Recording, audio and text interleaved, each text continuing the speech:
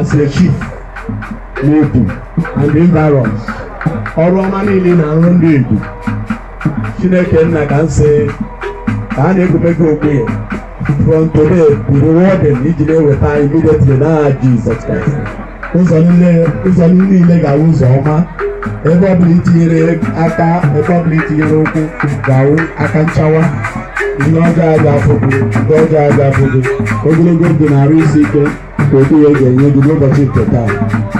Tupu imecha ihe mkpụrụ okwu ndị Igbo nke awụ okwu ndị Igbo ọ ga a na-ekpughe gị n'otu ekike nke n'isi inyere mkpanje tinyere ọ ga-adịrị gị mma n'aha Jizọs.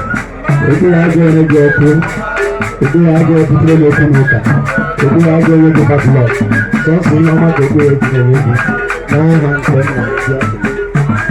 nke Nna na Nwa na Mmụọ Nsọ.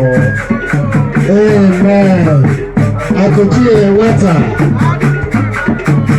Onye nke m ka ndozi obi ya. Ezi gị kwụsịrị ike ugbu a.